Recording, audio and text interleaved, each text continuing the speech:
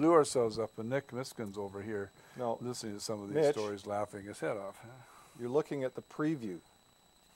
Now, well, What are we I don't doing know. here? What the heck? It's moving. No, it's not. He's just switching it back and forth. There we go. Now we're going. Okay, now we're going. I don't know what the heck you did. So you blew yourself up.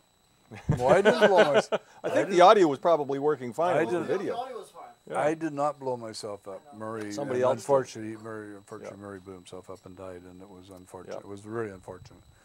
It was sad for everybody involved. And you know Yes. something? Ask me how many bombs I made after that day. How many bombs did you make after that day? I don't think I ever made another bomb.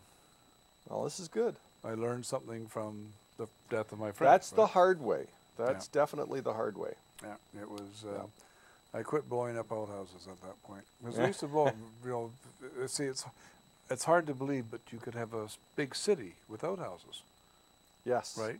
There were still outhouses, and I'm talking 1958, actually. Hey, And it's hard to believe. we that had you horses running up or going up our street hauling milk, and we had an iceman that came by. Sure. and, Oh, I did all that, you too. know, it's not that long ago, but it Well, was when I- another age. When I moved into this house, and after Mitchell was born, there were still horses on the street. Mhm. Down the street here, we had horses, and there were horses on Lonsdale Yeah. until 19. Well, I'm out in Pitt Meadows, and we got horses all over the place anyway. So, you know, I think there's more horses in North America now than there was before the car was And of invented. course, there's lots of horses over in Southlands and Vancouver. Yes. Yep. Just 15 minutes from downtown Yeah, Vancouver. my girlfriend back in the mid-'60s was a horse lady. She used to go down there for her lessons all the time. Yeah. And obviously kept you in your place too, because those horse ladies always know how to push around teenage boys.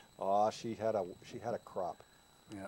That's what I mean. And I'm not talking about marijuana. Yeah.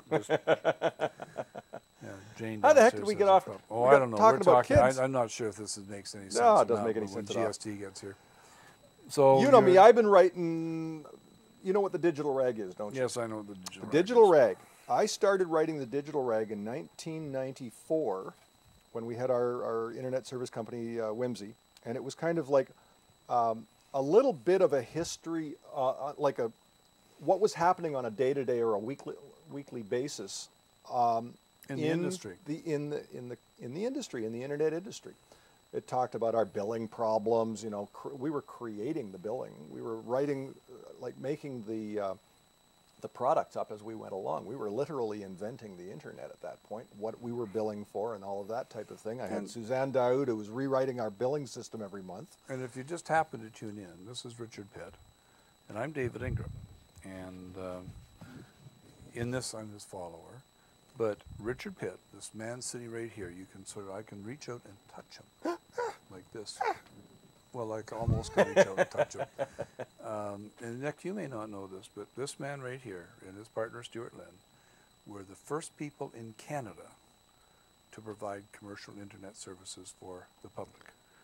So That was 1986, so we're Okay, talking so about we're talking 1994, before which is... he was born, before you were born, this man was providing, most people had never heard of the internet until 92 or 93 or 94. It meant I got to see an awful lot of porn without having to pay for it. Yes, there was a lot of the original pictures, but Richard was a pioneer. To put another I'm way, still a pioneer. There's arrows in my back still. well, when Bill Clinton was elected president, which was back in 1991, there were fewer than 25 internet service providers in the world. And you were one of them, and you'd already been doing it for 6 years. That's right. And to put it into context, that is an amazing set of facts. I mean, there's not very many people around that can even come close to that. Yeah, and you know what I got out of it? Well, Diabetes. Memories. Diabetes. Too much stress, too much bad eating, not enough exercise. But you got to... I got diabetes. That was my legacy from the internet. You blaming your diabetes on the internet? Absolutely, 100%. 100%. No, okay. Well, if that's what you want to blame it on, okay. Yep. You know, we've all got to blame everything on something on everything. All right, let's keep on here So- for a second. So you started the digital rag. I started the digital rag kind of as it was a web log. before Well, the what word you blog did- was coined. Yeah, and what you did was you told stories about things that you'd found and things that were happening. That's right. I remember one of We your had stories. sweepings. We had what else? The foam on surfing the foam left from surfing the web. Well, Sweepings, the stuff under the carpet. yeah. What else? Well, But the original digital rags, I've got them all on my archive. Well, the one I remember, and I think it was a digital rag that you turned into a pamphlet, and I remember it well, was the one, because remember when we moved into Lonsdale and we were making sure that they ran all we the wired electrical all, wires. yes, all the home runs, all And of then- the isolated ground And, plugs. and And that's things what like we that. have all Yep. through this house. Yep. And The orange when- receptacles. Yeah, when Ross McDonald and Betty were opening their place in Out in Clearbrook. Clearbrook and Abbotsford, Yep. we told them to do the same thing, but they got an electrician that figured they didn't have to do it That's right. and would take lines and put boxes up in the ceiling. And they had an so on. office that was like a bowling alley with a dog leg in it. It was a Yep. long, skinny office, or long, skinny Very pretty corridor, office. with an office off each side. You know, down this long corridor, and they put the computer basically at the center, and the reception desk was up at one end, and the big office, the shared office thing, was down at the far end. And at that time, they didn't run individual personal computers at each place. They had a Unix box with dumb terminals. Yep. The dumb terminals at each of the workstations. And the terminal had to be connected back to the central system Yep. with a serial cable. And a Yep. serial cable is basically just a half a dozen wires with a ground, and it runs a particular serial protocol. The old computers have got 25-pin plugs on the back of them, or 9-pin plugs on the back of them. That's serial. Nobody uses it anymore. It's all Ethernet now. But it runs on a set of voltages that are plus and minus 12 volts. It works kind of if it's plus and minus 5 volts if you're close, but plus and minus 12 is the standard. And what was happening is that the terminal that was at the front desk kept not working properly. First it would start giving garbage characters, and then it would stop working. And we sent this thing in, and we got it back, and they'd replaced the RS-232, the serial transceiver chip, which is the chip that actually handles turning the and characters. we're talking, remember those terminals, those Oh, yeah. Alphas 5s, they were $1,000. They were $1,000, and I mean they had Just no for- no intelligence in them at all. It was Keyboard just and a screen. keyboard. You pressed a key, the character went to the computer at the center of the office, and what came back was the character that showed on your screen. It was what's called full duplex. But what was happening is that there was something on the line that was burning out the transceiver chip in these terminals. Yeah. And I got in there and I started measuring. And there was what's called a ground loop. And a ground loop is basically where you have something grounded at both ends, but the ground itself is carrying current.